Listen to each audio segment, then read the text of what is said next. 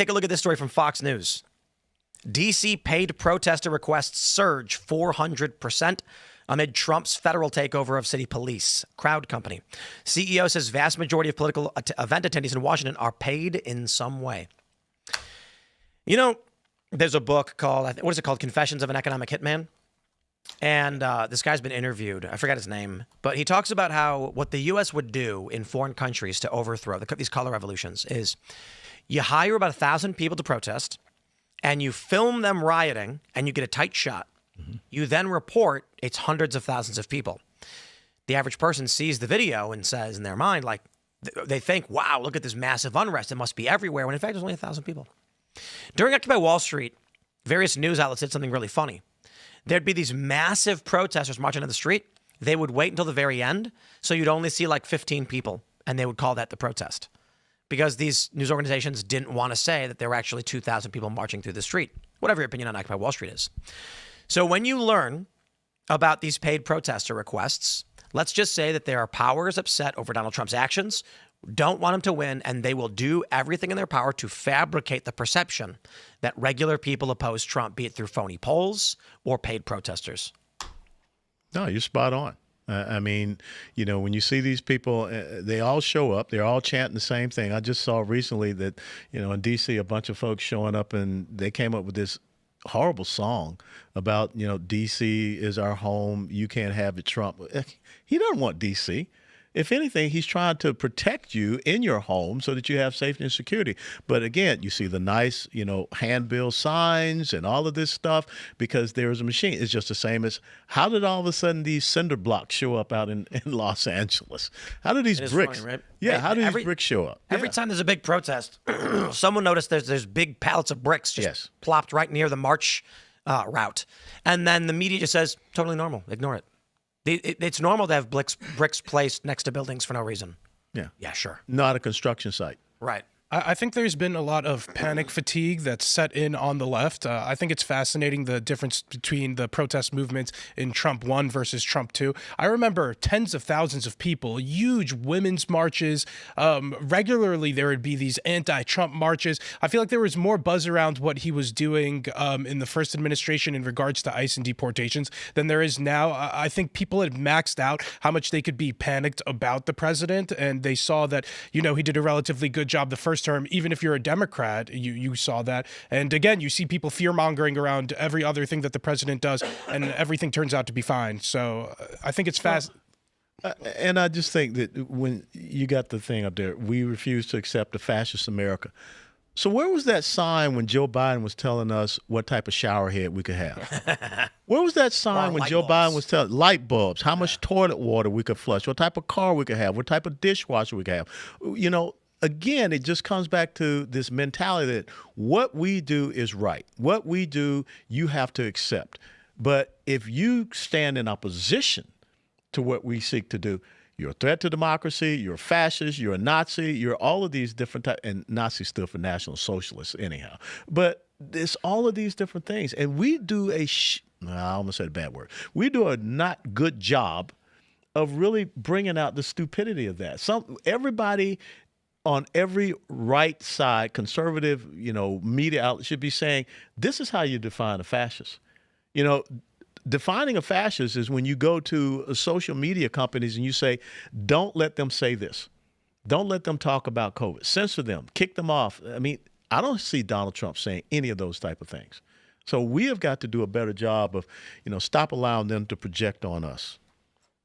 Yeah, I mean, I don't know that there's any change coming from the Democrats. I think the most committed, they've been operating from the same playbook for the better part of a decade, and I don't see how there's going to be any kind of significant change in the way they operate. And this is part of the civil war that's going on in the Democrat Party. There are reasonable Democrats that are like, we have to stop this.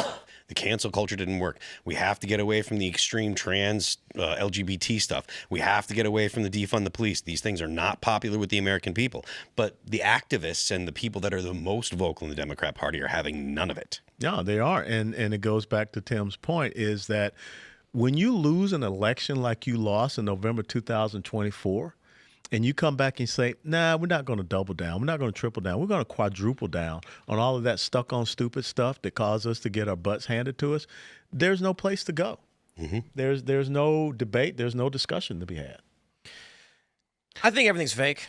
I talked about it quite a bit today because one thing that we're starting to see, which is very strange to a lot of people, is that a lot of people are freaking out because their view counts on social media have been declining rapidly.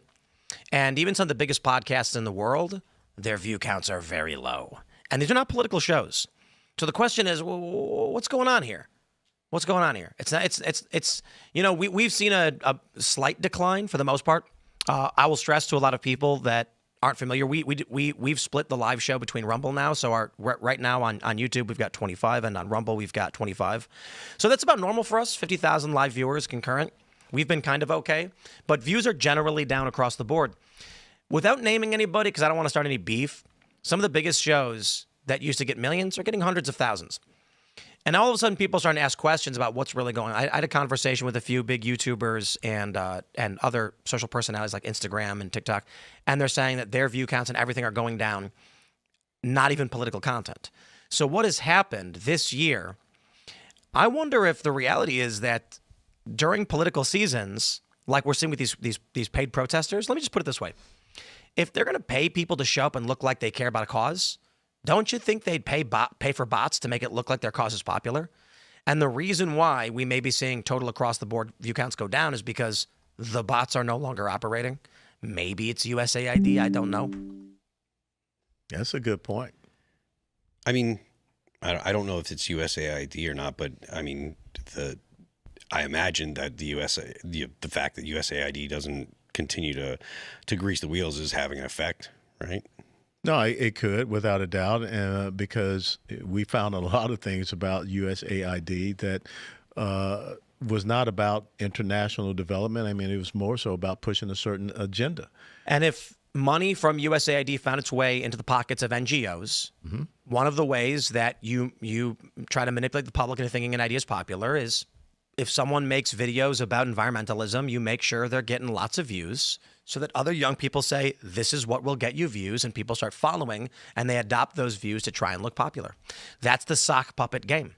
It's the same thing as paying people to protest. Yeah, I mean, look, there are a lot of people that are very quick to adopt the opinions of the people that surround them or the people that they want to be around, right? Herd mentality. Yeah, it's definitely a normal thing to see people that are of a political stripe, and they'll have similar opinions, but when they get into a crowd, they all have the same opinions. And it's something that's you see on the left strongly nowadays, because the left will kick you out and cancel you or whatever. We had Angela Belcamino on Friday. I think it was Friday. And she used to be, her brand is the bold liberal woman, right? And that's been her thing for a long time. And as soon as she started saying, well, this is a little too far for me, Democrats, I'm not on board with this particular thing, and I'm not on board with this particular thing, she was treated terribly, and she got the same kind of things that any conservative would get. Like she gets called a Nazi and gets insulted, and that's just standard operating procedure from the left. If you step out of line, the left attacks you in the only way they know how, which is to demonize you in totality. They're not like, ooh, that's a bad opinion, I think you really should rethink that. No, you're a Nazi, you know? Well, it's the Saul Alinsky rules for radicals thing. Yep. It's about the politics and the policy of character assassination.